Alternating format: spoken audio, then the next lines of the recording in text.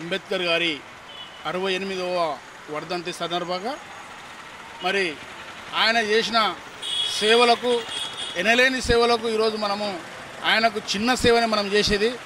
మరి ఆయన ఎన్నో ఆటంకాలు ఎదుర్కొని ఎన్నో విధి విధానాలు ఎదుర్కొని అందరికీ ఐక్యమత్యంగా ఉండాలని చెప్పేసి మరి అంబేద్కర్ అనేవాడు అందరి వాడు, ఏ కులానికో మతానికో చెందిన వ్యక్తి కాదు కనుక మరి అందరూ కూడా సహకరించి ఈరోజు వర్ధంతిని ఘనంగా జరుపుకోవాలని మరి కోరుకుంటూ మరి అవకాశం ఇచ్చిన పెద్దలందరూ కూడా ధన్యవాదాలు తెలుపుకుంటూ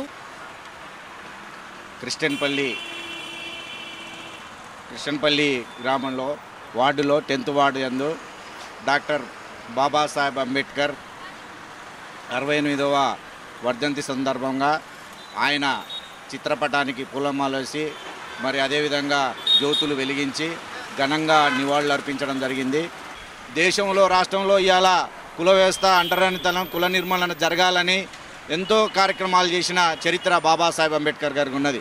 ప్రధానంగా మహార్ చెరువు, పూణేలోని మహార్ చెరువు బాంబే దగ్గర మరి ఏదైతే మహారాష్ట్ర ప్రాంతానికి సంబంధించిన ప్రాంతంలో ప్రధానంగా నీటి సమస్య మీద ప్రధానంగా మొట్టమొదటిసారి ఆయన ఉద్యమం చేసిన చరిత్ర ఉన్నది. అదేవిధంగా మరి ఏదైతే ఈ పేద వర్గాలు బడుగు బలహీన ఎస్సీ ఎస్టీ బీసీ మైనార్టీ వర్గాల కోసము మరియు ఏదైతే భారత రాజ్యాంగం ఇవాళ భారతదేశానికి అందించిన గొప్ప చరిత్ర బాబాసాహెబ్ అంబేద్కర్ గారికి ఉన్నది.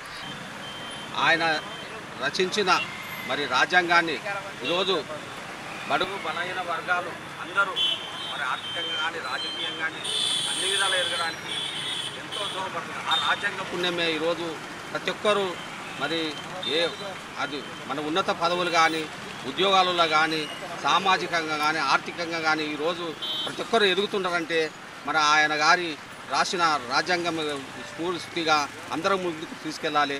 మళ్ళీ ఇంకా ఆయన రాసిన రాజ్యాంగంలో పూర్తిగా ప్రజలకు ఫలాలు అందే సమయం ఉంది, ఇంకా అందాలని కోరుకుంటున్నాను.